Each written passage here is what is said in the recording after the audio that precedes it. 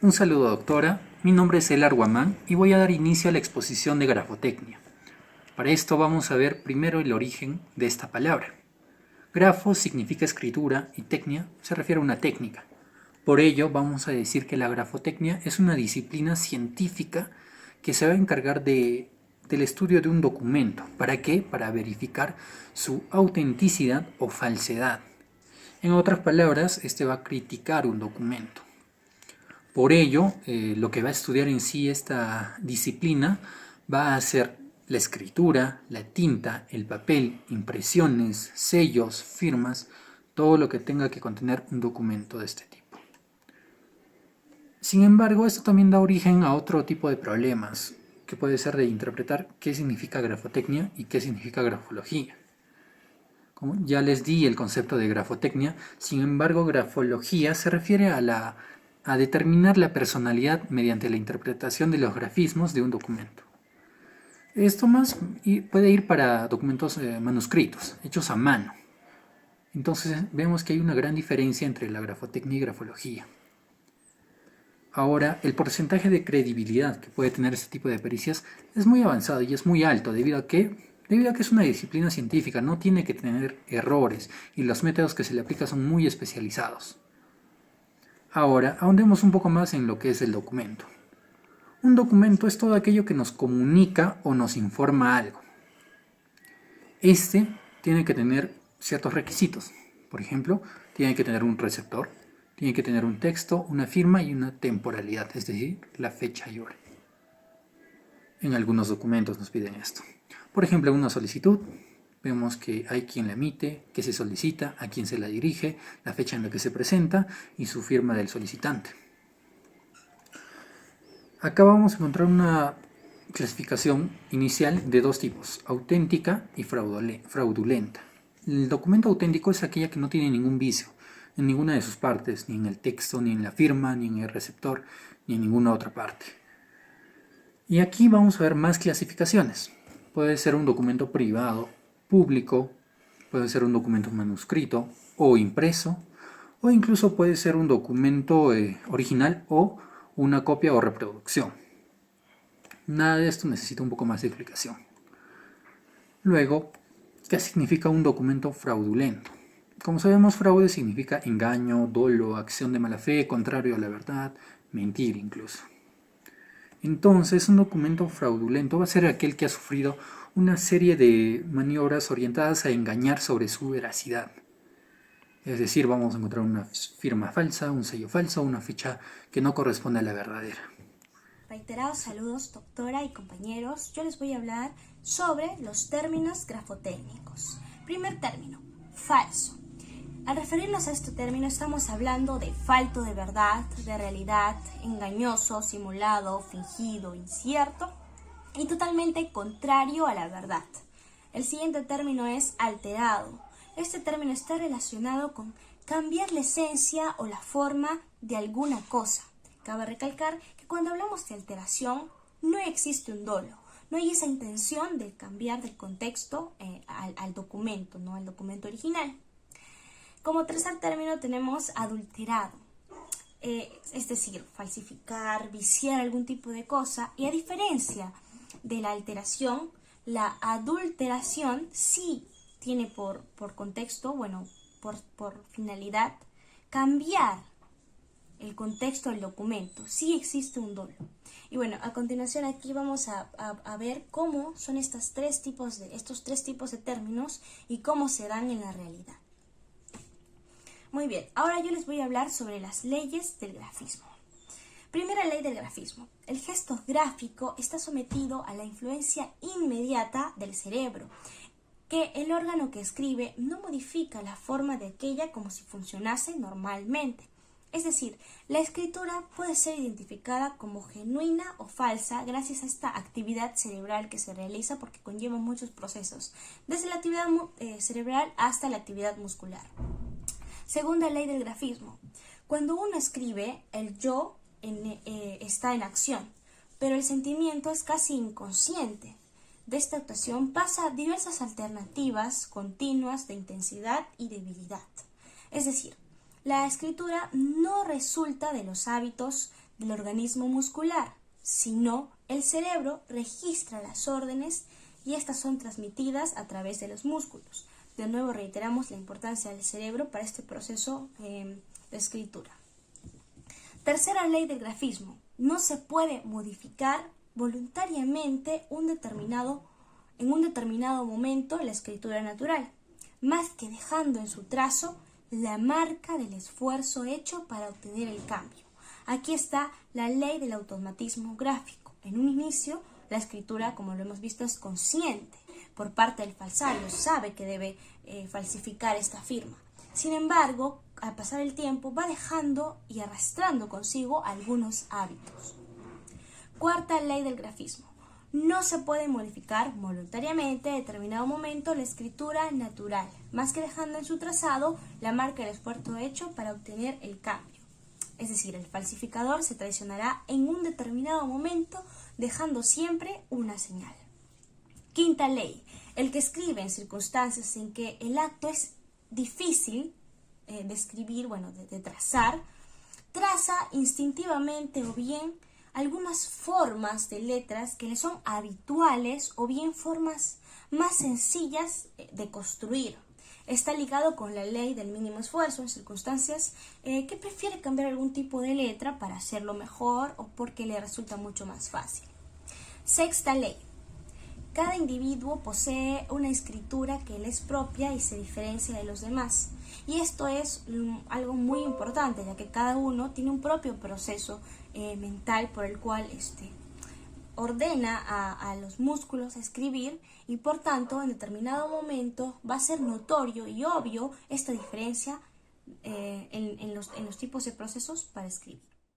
Muy buenos días, pasemos a hablar de los tipos de estudios grafotécnicos. Sabemos que el objetivo de la grafotecnia pues, es verificar la autenticidad o la falsedad del documento asignado e identificar al autor del mismo, ¿sí? Además de determinar la naturaleza o constitución del material utilizado para su confección, para su escritura. Y todo esto apoyándose en el método científico. Y otras disciplinas, ¿no? Dentro de esta disciplina podemos encontrar algunos tipos de estudios grafotécnicos, como son la escritura, los manuscritos y los elementos constitutivos del grafismo. Pasemos a hablar de la primera, la escritura. No es sino la representación gráfica de nuestros pensamientos, utilizando para ellos signos convencionales que ya conocemos por educación. Es la resultante de movimientos conscientes y otros inconscientes de un bolígrafo o de una tinta cualquiera, ¿sí? Pueden ser o que deben ser ejecutados preferentemente con la mano, ¿no? Y este acto cabe resaltar que es psicosomático. Bien, es decir, primero se origina en la psiquis y luego recién pasa a desarrollarse o a manifestarse en el cuerpo o en el papel en este caso. ¿Cuáles son los tipos de escritura? Bueno, tenemos la escritura infantil, que es tosca, un poquito fuerte, con poco dominio del pulso, pero que es consciente. Tenemos la escritura primaria, que bueno, es carente de sí, de vacilaciones gráficas, pero es lenta y en muchos casos dubitativa. Y tenemos la tercera clase de escritura, que es la evolucionada. Bueno, ya está evidencia una elaboración casi perfecta, ¿no? De las letras, bien dibujada, con gran fluidez. Pasemos a los manuscritos. ¿Qué son los manuscritos? Se trata de documentos que contienen información escrita a mano, claro que sí, sobre un soporte flexible. Por ejemplo, puede ser un papiro, un pergamino o un simple papel, sí, un simple papel como este, que bueno, ha sido escrito con alguna tinta, alguna pluma o un bolígrafo. Y bueno, ¿cuáles son los elementos constitutivos de este grafismo? Pues tenemos básicamente las partes esenciales y las partes secundarias. Las partes esenciales, pues, o magistrales, también llamadas, son el grueso, ¿no? El pleno de las letras, el dibujo bien trazado, bien lleno de tinta. Partes secundarias son los rasgos, sí, que por ahí escapan de la ubicación de las letras iniciales y pueden ser, pues, pueden estar al final, pueden estar al inicio o incluso en el medio, ¿no? Los enlaces, ¿sí? También se habla del punto de ataque, ¿no? En este punto, o las más conocidas como las colitas o las letras que estamos nosotros acostumbrados a hacerlas con adornitos, alguna colita que se nos escapa por ahí, algún punto inicial, algún punto de ataque, ¿no? Ahora, las letras entonces son el resultado de líneas rectas, de líneas curvas o generadas de manera mixta, ¿no? Pueden ser por un impulso del que escribe, del que escribe en el papel, y bueno, por supuesto, el impulso del instrumento que utiliza, sea un plumón, sea un bolígrafo. Bien, con esto podemos definir a la letra como cada uno de esos signos convencionales con que se representan los sonidos de una lengua o un idioma, pues de manera escrita, de tal manera que podemos verla y que esté dibujada. Y al dibujar las letras nosotros encontramos ciertos prototipos de trazos, ¿no? Magistrales, que pueden ser rectos, pueden ser curvos o pueden ser mixtos, rectos y curvos. Depende mucho del tipo de persona o del tipo de escritura que se emplee. ¿Y para qué nos sirve esto? Pues así podemos saber quién ha escrito cierto documento, quién ha realizado cierta firma y si ésta es auténtica o es falsificada. Y en la actualidad los peritos grafotécnicos tienen una demanda bastante alta específicamente por esto, puesto que hay muchos casos en los que se presentan firmas falsificadas, cartas en las que se le atribuye la autoría a otras personas y que son materia de esclarecimiento. Reiterados saludos, doctora. Mi nombre es Milari Mariela Kuroborachi y ahora vamos a tocar las zonas de la escritura. En la escritura podemos distinguir 3 zonas principales: superior, media e inferior, y 2 secundarias: inicial y final. En la zona superior van a quedar ubicadas las partes altas de las letras sobresalientes o ambas. En la zona inferior, las partes bajas de las letras prolongadas o jambas. En la zona media se encuentra la parte central de las letras que recibe el nombre de caja caligráfica o caja de escritura. Luego, en la parte inicial van a aparecer los rasgos de iniciales y otros adornos de las letras, y en la zona final los rasgos de escape o rasgos finales. Ahora vamos a hacer una clasificación, la clasificación de las letras. Primero tenemos a las letras mayúsculas, que son las de mayor dimensión. Luego tenemos a las letras minúsculas, que son las de menor dimensión. Luego nos encontramos con las letras cortas, que son las que se van a ajustar a la caja de escritura y que no sobresalen en ningún sentido. Por ejemplo, la A, la O, la M y demás. Luego tenemos a las letras sobresalientes, que son las que sobrepasan a una o a las 2 líneas de la caja de escritura. A su vez, existe una división. Primero tenemos a las largas o sobresalientes superiores e inferiores, como la letra F. Luego tenemos a las altas o sobresalientes superiores, como la letra B. Y finalmente nos encontramos con las bajas o sobresalientes inferiores, como la letra G. Bien, ahora vamos a tocar al acto de escribir. El acto de escribir es un proceso complejo, existiendo aquí la dualidad entre el alma y el cuerpo, además de otros elementos como el lápiz, el papel y demás. Este va a ser un acto volitivo. Se ha convertido en un acto automático. Con respecto a esto vamos a desarrollar la estructura de la escritura. Son los elementos maleables o clásicos con los cuales se puede dar a la escritura aspectos completamente diferentes y hasta diametralmente opuestos. Los elementos estructurales son 7. Primero, tenemos a la dimensión o tamaño, que va a ser la extensión y las salientes del grafismo. En la descripción gráfica, la clasificación más frecuente es pequeña, mediana y grande. En cuanto a la dirección, el segundo elemento, esta es la orientación que va a seguir la línea de escritura en relación al renglón o la caja de escritura. La dirección puede ser rectilínea, ascendente, horizontal, descendente, ondulante, cóncava, convexa, fuera de línea, de pauta, cabalgante e imbricado. como tercer elemento a la inclinación, que va a ser el ángulo que se forma con los trazos perpendiculares a la caja de la escritura. Luego tenemos a la presión, que va a ser la energía o fuerza que se ejerce al trazar un escrito. Las más frecuentes son normal o matizada, presionada y lábil. Luego nos encontramos con la velocidad, que va a ser la celeridad con que se traza un escrito. En este caso, la lentitud puede ser fingida de una persona que domina la conducta de escribir. Lo que no puede pasar es que un inexperto imite la destreza o habilidad de ejecución gráfica del experto. Hay una división. Existe la escritura lenta, la escritura rápida y la escritura pausada o normal. Ahora nos vamos a encontrar con la proporcionalidad, que hace la reunión entre los diversos elementos del grafismo según las normas caligráficas.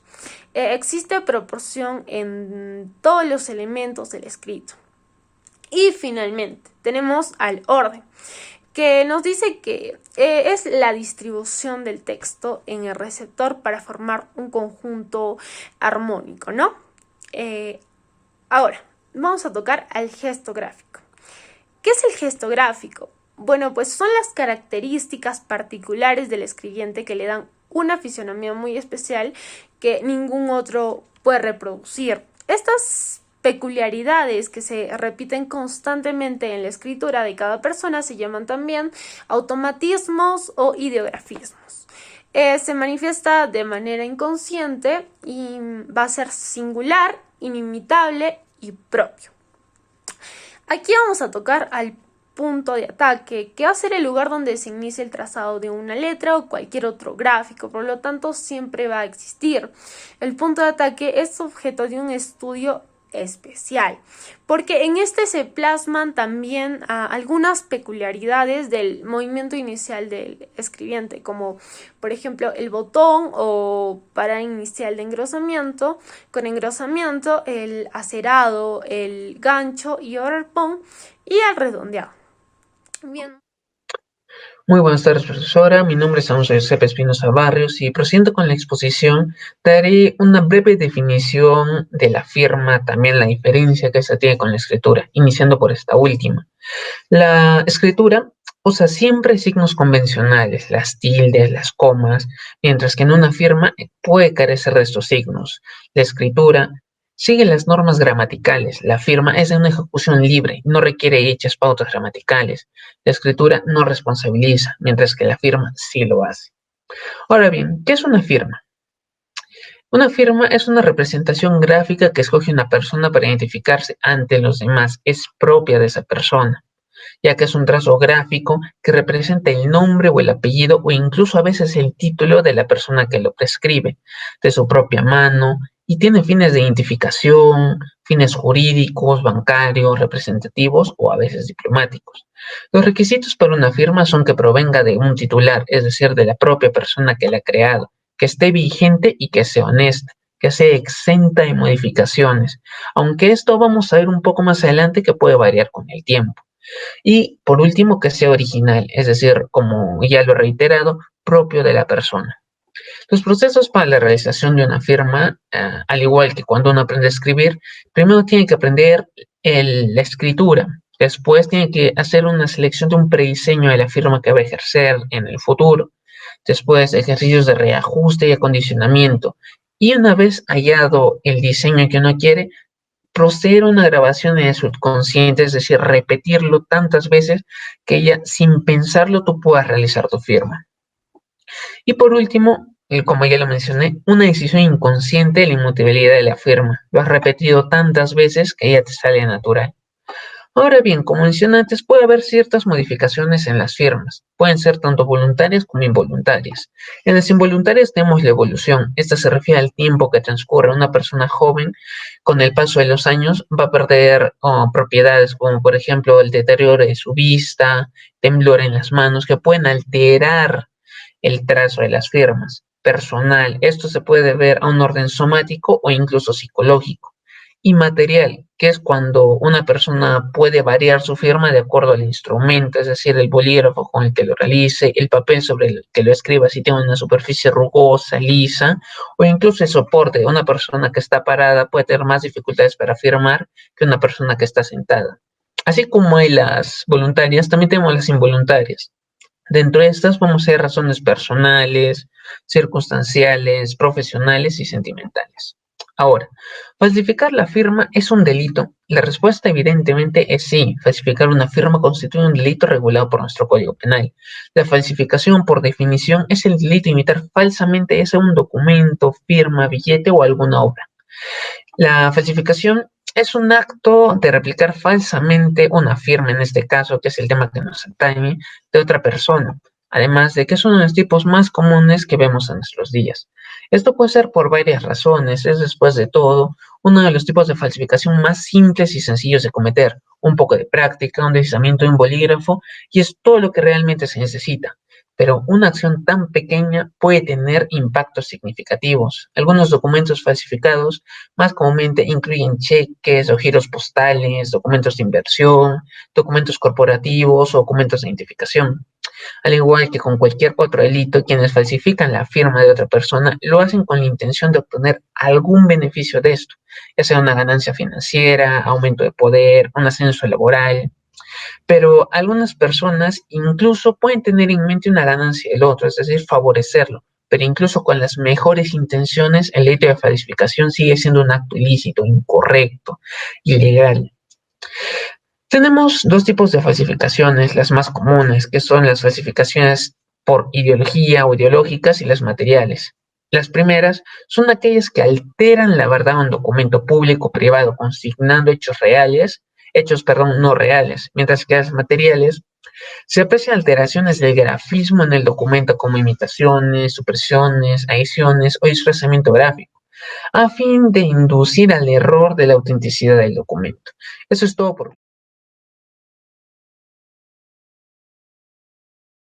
Un saludo con todo aquel que esté viendo este video y continuando con la exposición, con el resto de mis compañeros, vamos a hablar de la firma falsa. Pero, ¿qué significa la falsedad? Lo falso es engañoso, es simulado, es apócrifo, es decir, es aquello opuesto a la verdad. La firma falsa entonces va a ser aquella que no proviene del puño gráfico de su titular. Y existen tres métodos de falsificación, el primero sin limitación, con limitación y la autofalsificación. Analizando el primero referido al de sin limitación, este va a carecer de modelos o patrones que sirvan de guía para el falsario. Por lo que no se ve obligado a inventar, por lo que este se ve obligado a inventar grafismos. Además, este no va a contar con desenvolvimientos gráficos, no va a haber desenvolvimientos coincidentes y este va a recurrir a inventar grafías y colocar nombres o rúbricas que salgan de su invento en realidad. Ahora continuando con el tipo de falsificación con imitación, en este caso el falsificador sí va a tener un modelo por el cual va a guiar su ejecución, ¿vale? Y además va a tratar de reproducir sus características con la mayor fidelidad posible. Y tenemos dos tipos, la imitación servil, que va a ser simple o ejercitada, es decir, que la segunda en que va a tener mucha práctica, y la imitación de memoria, que va a ser aquella que es poco ejercitada y generalmente va a asimilar las grafías solo con la vista. Por último, analizaremos la autofalsificación. De hecho, el término autofalsificación está mal utilizado, ya que nadie se puede falsificar su propia firma. Si no por razones didácticas se va a utilizar, generalmente se suele usar, así que continuaremos con el uso. Se suele denominar autofalsificación cuando un individuo consigna varios vicios en la ejecución de su firma. ¿Esto con qué finalidad? Pues quizás en el posterior de negarla o quizás aludir de que esa firma es falsa. De hecho, el término correcto cuando queremos referirnos a esta acción sería el de disfrazamiento gráfico. Cuando hablamos referido a las firmas falsas, también es importante remitirnos a la documentoscopía. ¿Pero qué es esta? Esta va a ser un conjunto de estudios referidos a la observación y análisis de los documentos. Esto con la finalidad de determinar si estos son auténticos o no. Y posteriormente, lo cual nos va a servir para utilizarlo como prueba a través de un informe pericial. Ahora, el receptor de un documento puede identificar si es que este quizás es falso. Y hay como que unas características que nos van a permitir, o que nos van a ayudar a identificar si este es verdadero o no. Por ejemplo, el borde superior cortado de un papel, o por ejemplo los residuos de tinte en el borde superior, borraduras en el texto anormalmente pegado al borde de la página, un texto que no respete los márgenes, un texto que suele invadir la firma, un interlineado muy reducido, o quizás unos espacios interlineales que también son muy pequeños, o entre las letras que también son muy pequeños para considerarse como verídicos. O si no, por último, la existencia quizás de texto debajo de la firma. Estos van a ser algunos signos de identificación que nos van a permitir identificar si un documento es verdadero o no. Bien, ahora continuando con la exposición, vamos a tratar algunos casos prácticos. En esta oportunidad vamos a tomar a consideración algunos que abordamos en clase. Bien, ahora antes de empezar tenemos que abordar un punto muy importante, el cual es hablar de los puntos de referencia extrínsecos, es decir, aquellos actos que básicamente están fuera del acto de firmar y que directamente van a influir en este. Por ejemplo, tenemos los materiales y los gráficos. Los materiales afectan directamente el acto de firmar. Y los gráficos básicamente están antes de la firma. Bien, los materiales pueden ser una silla, una mesa, un soporte, incluso el tipo de papel o el lapicero. Recordemos que hay lapiceros finos, hay lapiceros gruesos. A veces no tenemos silla y tenemos que firmar en el piso o en una espalda. A veces tenemos que firmar en una cartulina y no en un papel bond con hojas de soporte, y eso dificulta un poco la firma. Asimismo, en los gráficos, por ejemplo, tenemos un texto que antecede, una posfirma, una antefirma, las líneas, que lo vamos a ver ahora, su influencia, y los bordes de papel y el formato de la impresión. Bien, ahora vamos a hablar en forma breve la ubicación de la firma en cuanto al renglón. Para esto vamos a dividir la línea, por así decirlo, digamos de un documento cualquiera, y en la parte final vamos a colocar nuestra firma. Entonces, como esta línea está dividida entre las tres partes, si firmamos, o la parte de la firma está en la parte inicial, la denominaríamos firma de tercio inicial. Si está en el tercio medio, pues el tercio medio, y la de tercio final, pues en el tercio final. Bien, ahora vamos a hablar con relación al renglón. Pero ¿por qué es muy importante hablar relacionar al renglón? Bien, por ejemplo, aquí es lo que explicamos brevemente en la primera parte. Una firma sobrealzada es aquella que está sobre la línea. Es decir, en el caso presente parece que está como volando un poco y se está saltando la base de la línea. Después tenemos una firma rasante, que como su propio nombre lo indica, es una firma que se encuentra al ras de la línea del documento donde tenemos que firmar. Asimismo, tenemos una firma cabalgante. Con esta firma hay un poco más de problemitas porque esta está al ras de la línea para firmar. Y entonces, ¿cómo es que no se podrían confundir algunos datos o dígitos o características de la firma si está sobre el ras? Más aún considerando en el ejemplo que la forma en la que dibuja o en la que grafica su firma son puntos pequeñitos. Bien, ahora vamos a hablar de forma breve de lo que es una suscripción analizada. ¿Qué es suscripción analizada? Básicamente el análisis de la firma. Por ejemplo, aquí tenemos una forma de ver la autenticidad de las firmas. En este caso vamos a considerar primero un punto de ataque de contenido. En esta oportunidad, la rayita inicial para formar la N o el intento de M en realidad, que después de analizarlo sí es una M.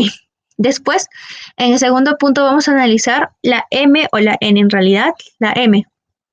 Y vamos a ver las dimensiones de esta firma. Asimismo vamos a analizar la forma de la D, que de hecho es una de las donde se tiene mayor controversia porque es donde se notan más las diferencias. Aquí podemos también notar en parte que los bolígrafos utilizados fueron diferentes. Bien, ahora vamos a hablar de cómo es que se compara la firma y es una firma genuina. En este caso podemos ver que hay varios puntos que parecen discordantes, pero en realidad son coincidentes, como el caso del primer palito de la N, el intento de J al parecer, y los problemas surgen en la parte de la D y en la parte de la colita de la firma, que esta parece más meditada y esta no. Pero sin embargo tenemos que recordar que estas firmas también pueden cambiar con el tiempo. a comparación y en contraste de la segunda, que sí es una firma falsificada, evidentemente. Pues el rayito está menos inclinado, el rayito tampoco tiene ni siquiera la amplitud que tenía el segundo de pasarse abajo de la M y recién hacer la N. Tampoco tiene las características básicas de la D, tampoco tiene las características básicas del final de la firma o la colita que propiamente se le hace a la firma en este caso. Bien, ahora de forma breve vamos a hablar de lo que es el fraude en el tiempo.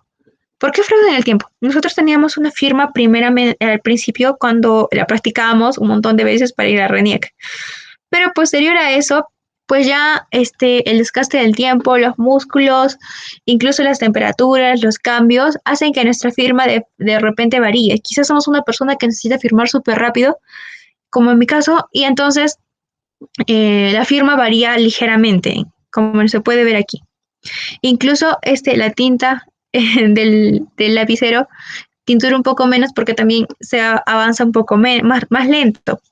Bien, aquí tenemos un ejemplo de falsificación. Podemos ver las distinciones entre cada una de las letras y la separación de las letras, que es muy importante. Y aquí tenemos un documento, que es como se contrastan normalmente las firmas, con documentos que fueron realizados en el mismo tiempo más o menos. Bien, y aquí tenemos algunas formas de contrastarlo con las M's, con las A's, con las M's y con las R's, con las S's. Las S's también dicen mucho, de hecho, de las firmas. Bien, ahora podemos ver acá la diferencia más clara entre las S's, que por lo general no son hechas completamente perfectas por las personas. Bien, más ejemplos para que podamos apreciarlos. Y aquí hay una misiva, la cual podemos darnos cuenta de que no fue hecha con la mayor calma del mundo. Sin embargo, eso también puede ser contrastado. Y para finalizar, los cheques, los cuales son muy cuestionados porque de hecho son muy importantes y tienen un gran valor. En realidad, por ejemplo, aquí podemos ver esta firma que más parece un garabato súper hecho rápido en comparación de este.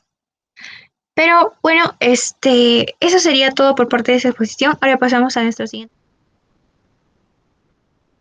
Muy bien, continuando con los casos prácticos, tenemos la situación en la que exista cantidades de nombres adulterados. Tenemos la parte superior que vendría a ser la muestra original y la segunda que vendría a ser el documento adulterado. Como podemos ver en el documento original, tenemos como destinatario a Brasir Bernsa, una empresa, es decir, un ente jurídico, una persona jurídica, y también la suma es de 281,78 soles. En cambio, en el documento adulterado tenemos a Bracele Bernes Alberto, una persona natural, y también la suma ascendió a 3.281,78 soles. Aquí es obvio la adulteración del documento. Y ahora tenemos el caso del título de valor adulterado. En el lado izquierdo está el documento adulterado, en el lado derecho el original. Como podemos ver, en el adulterado se tiene solo una sola palabra que vendría a ser sonar. Y al analizar los vocablos adulterados podemos darnos cuenta qué palabras del documento original se han recortado, se han editado para poder generar el nombre que está en el documento adulterado. Ahora tenemos la carta de suicidio de un padre que fue falsificada. A simple vista, el estilo de escritura de ambos documentos es bastante diferente, y esto se evidencia en la comparación de elementos gráficos, en el que el documento dubitado y el de cotejo, la forma de escribir de ambos es diferente. En el de cotejo las líneas son más separadas, y en el documento dubitado las líneas son mucho más redondeadas, mucho más pegadas. Ahora, ¿cuáles son los requisitos de las muestras de cotejo? ¿Qué es lo que las hace estas suficientes? Bueno, en primer lugar, que estas sean suficientes, es decir, que sean visibles, que estas sirvan como material suficiente, para la redundancia, para que se pueda realizar la comparación adecuada, es decir, para que se puedan ver los rasgos grafotécnicos de la persona que lo ha escrito, es decir, que sean apreciables.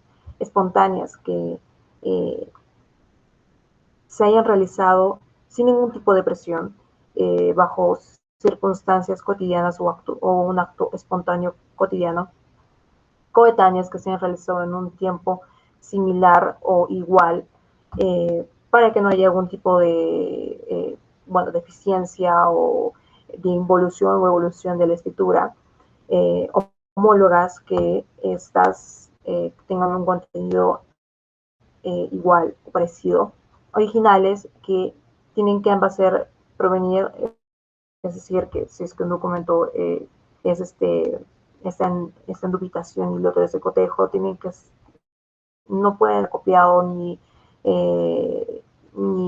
pasado por fax, ningún tipo de método tecnológico, para evitar que las características gráficas o grafotécnicas se vean modificadas, ya sea por el ángulo, por la luz, o por errores técnicos.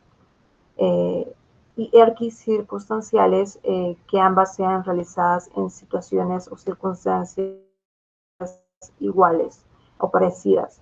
Y eso sería hasta aquí mi parte. Muchas gracias.